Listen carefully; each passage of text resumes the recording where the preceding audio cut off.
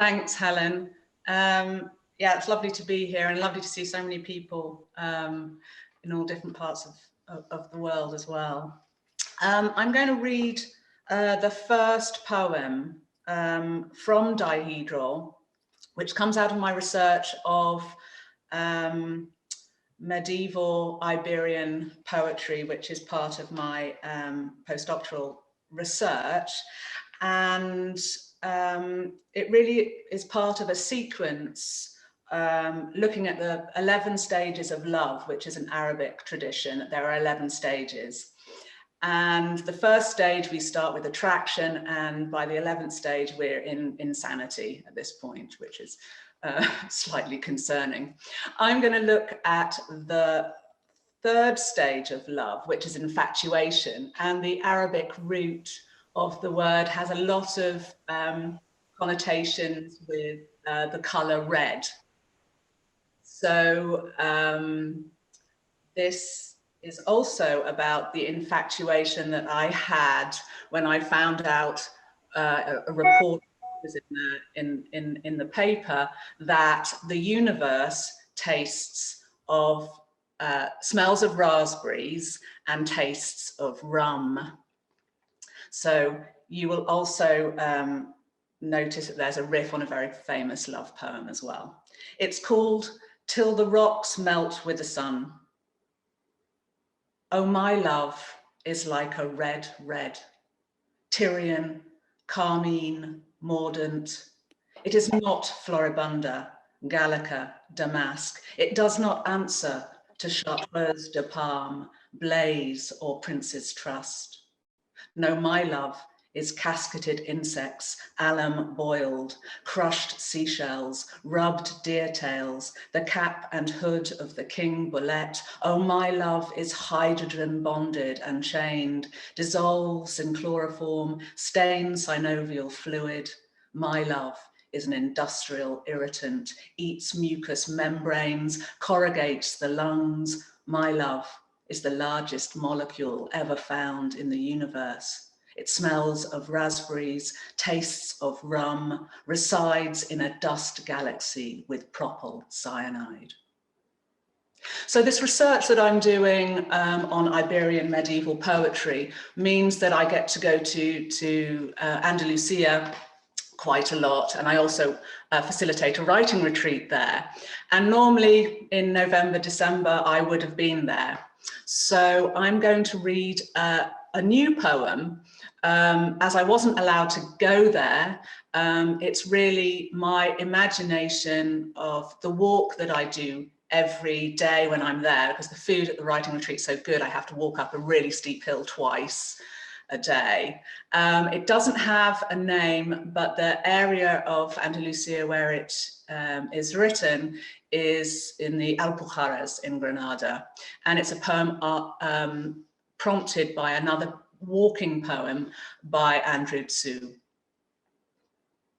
I take the mule path out of the village, past the bench where the cobbler's left her stitching awl and sleeking bone, past the persimmon orchard, the hortus conclusus of tended myrtle, then up into the steep flanks of barberry, hedgehog broom, flax-leafed daphne, always surprised how compelled this land stone is to yield to wild pomegranate, the common fig.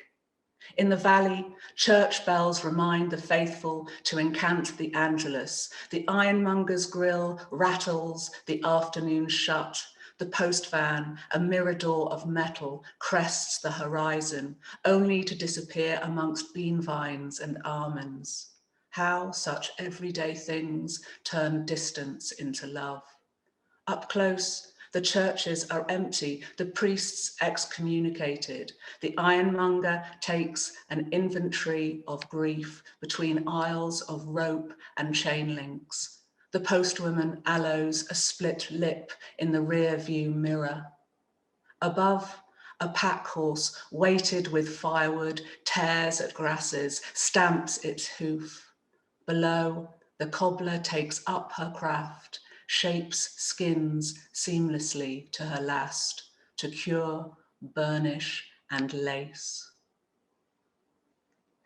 So, having looked at the audience that's there, I can see my neighbours from over the dale in Teesdale. So I'm going to try out a completely new poem. I don't think anyone's heard this, apart from maybe the stanza group. And again, it's a walking poem. I seem to have done lots of walking poems, since that's the only thing we've been able to do wherever we are, really. And it's called Black Spot, and there's quite a long sort of section at the front, because, and you'll understand afterwards what this poem's about. It's part of a contract, the epigram. In compliance with the requirements of sections 45 to 50 of the Communication Act 2003, as appropriate and relevant to the proposal, the Universal Service Provider, British Telecommunications PLC, Kingston Communications Hull PLC, will not remove the public phone book box at Nettlepot, Loondale, if at least one phone call is made from the location within a 12-month period. Now, I went and phoned the one phone it needed 1 year. So this is what this poem's about.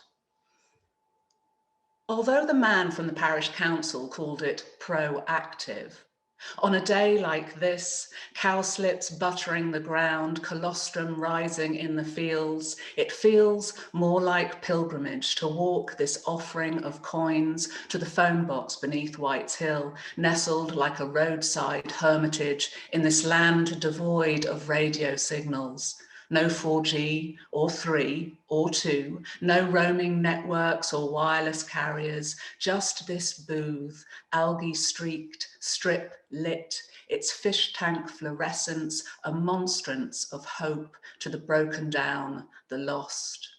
Inside, it's wilderness that finds refuge in this kiosk.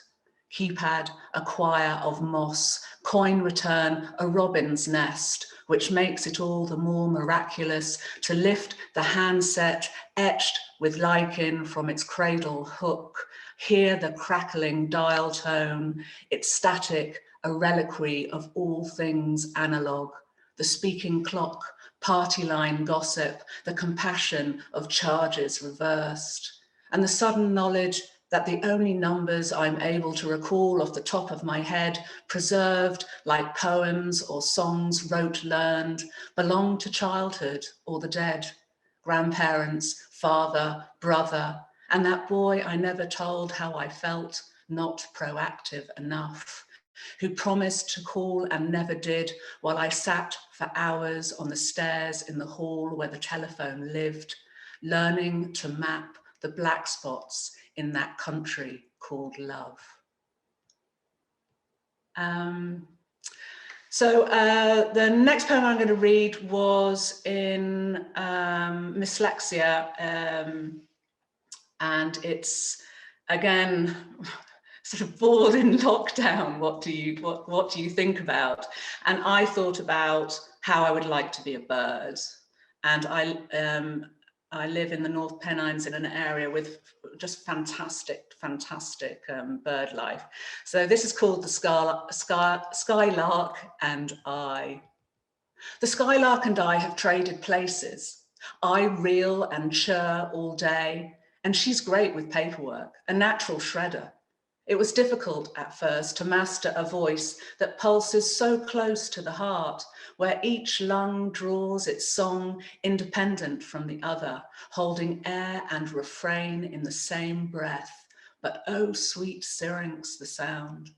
Each dusk we meet, her with a glass of Merlot, me diving for gnats. She talks office hours, utility bills, tax, how thin her skin has become, how her hair has lost its curl. I jump into her palm, peck its lines, she smiles. At night, while I watch out for crow or stoat or owl, I hear her sometimes trying to sing. I listen to how the breath catches in her throat, listen to how she invests so much in holding together that one single note. So my last poem is the poem that was chosen by the Poetry Archive to join 19 others for the anniversary of the Poetry Archive. And so you can see the video of that on their site. You can also hear, if you listen really carefully, to the farmer swearing in the background, but I think they might have muted that out a bit. It's the third in a series of kind of lockdown poems. The first one is in Dihedral, right at the end, which was a stream of consciousness on isolation. This one is hopefully a bit more positive. It's called Letter from Boulder Head, May 2020. The wheat ears are back in the dale. Wheat from whit, Old English for white. Ear from arse, meaning rump or backside. And why not smile at such ribaldry as the birch declares a goose down of leaves, the flare of daffodils plateau. Chick-chack, fallow chat, coney chuck. These are a few of its other names. My favourite, water poet. And true to its name, here comes the beat of rain, but not in the way the summer migrant might know, the flash of a Senegal monsoon, the Nile's swell.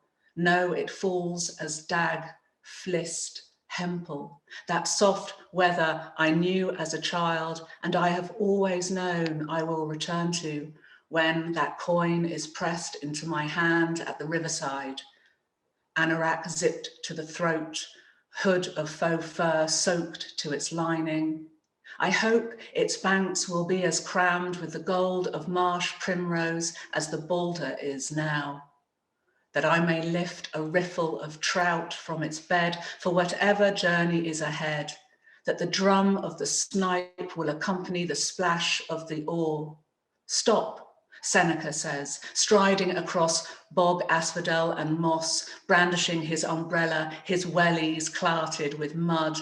Oh, what madness to plot out such far-reaching hopes. Postpone nothing, count each day as a separate life. And when he is gone, a particulate of mist. A bumblebee fleckers the old bridge. A ewe calls her lamb. A heron lifts from its reed bed nest, wings a burst of sun.